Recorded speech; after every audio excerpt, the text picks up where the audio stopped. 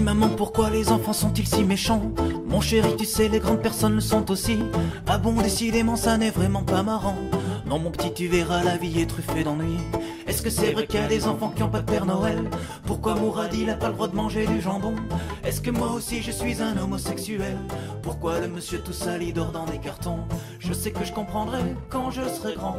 C'est ce que m'ont répondu mes parents.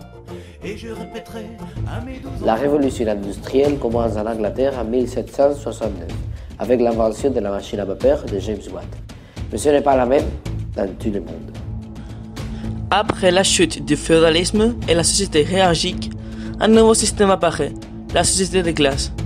Il y a maintenant deux groupes principaux, la bourgeoisie, composée par la haute bourgeoisie, formée par banquiers et grands propriétaires, la moyenne bourgeoisie, composée par professionnels comme juristes et médecins, et la basse bourgeoisie, formée par artisans et commerçants.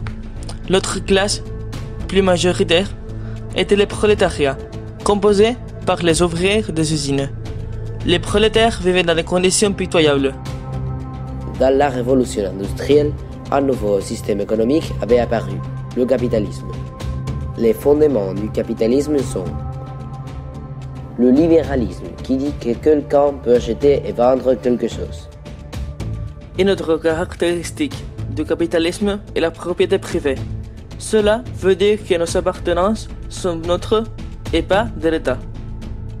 La nulle intervention de l'État, ce qui veut dire que le gouvernement n'intervient pas sur l'économie. En plus, c'est la loi de l'offre et de la demande qui contrôle la bourse, et donc la valeur des entreprises. Dans la révolution industrielle, les conditions de travail étaient aussi pauvres que journée de 14 à 16 heures, exploitation infantile, salaire très faible, conditions d'hygiène pénibles et risques d'abus physiques et sexuels. Avec la révolution industrielle, nombreux penseurs ont défendu les droits du travailleur. Ici, on peut lire un extrait du manifeste communiste. Le prolétariat utilisera sa suprématie politique pour se déposséder tout le capital de la bourgeoisie et centraliser tous les instruments de la production entre les mains de l'État. Cela ne peut se faire que par une violation despotique des droits de propriété et du régime de production bourgeois.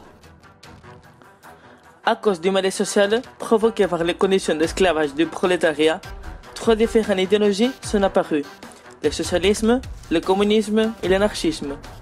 Les trois veulent liquider le capitalisme, mais la voie de le faire est différente pour chacune. Le socialisme est la plus modérée des idéologies anticapitalistes.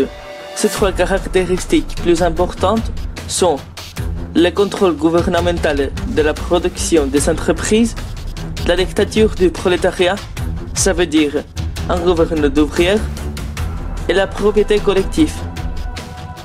Le communisme, dont fondement a été la lutte des classes, la destruction de la propriété privée et la société communiste. L'anarchisme est la plus extrême des idéologies anticapitalistes. L'anarchisme revendique la liberté individuelle, la destruction du gouvernement et du système politique, et une révolution violente pour obtenir cela. Dans l'époque de la révolution industrielle, plusieurs machines sont inventées. Entre elles, les plus importantes sont la navette volante de John Kay, patentée en 1733, l'acier, inventé par Harry Burleigh en 1740, la machine à vapeur, dessinée par James Watt en 1769, la locomotive, faite par George Stephenson en 1804, et le convertisseur Bessemer, patenté par Henry Bessemer en 1856.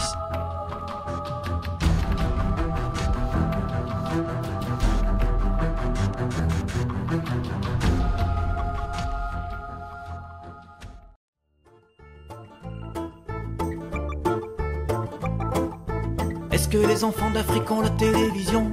Pourquoi Marie-Virginie a perdu ses cheveux? Est-ce que les œufs poussent un petit peu comme les champignons?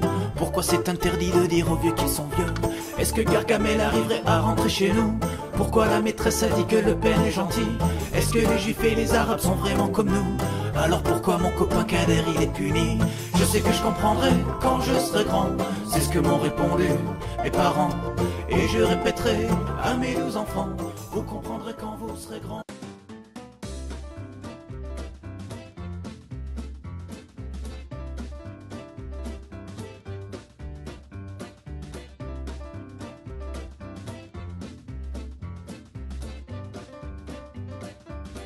Les causes de la révolution industrielle sont économiques, crise économique et hausse de prix. Les causes sociales, l'opposition des privilégiés à la réforme fiscale, le désir de la bourgeoisie d'accéder au pouvoir et les classes populaires comme forme de choc. Les causes politiques et idéologiques sont les idées illustrées, par exemple, de l'indépendance des États-Unis.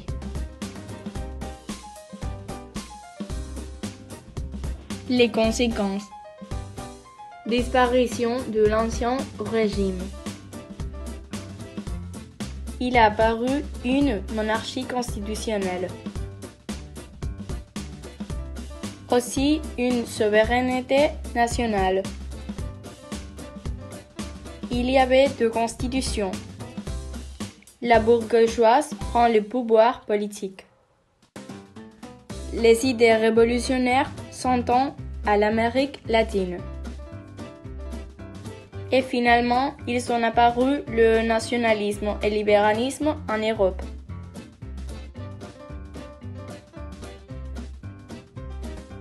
Les conditions du prolétariat sont l'exploitation des enfants,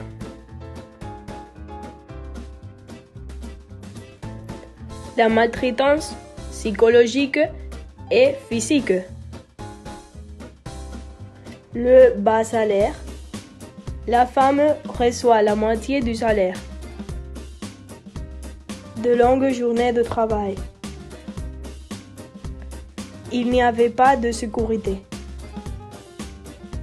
Et finalement, il y avait abus sexuels. Les enfants de la révolution industrielle sont la machine de Bessemer,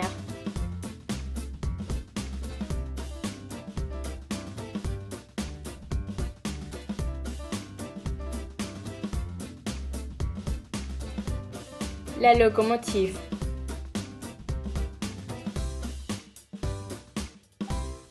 la machine à vapeur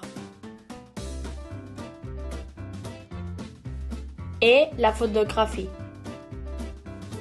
Les personnages les plus importants de cette époque sont Adam Smith, David Rickard, James Watt, John Stuart Mill.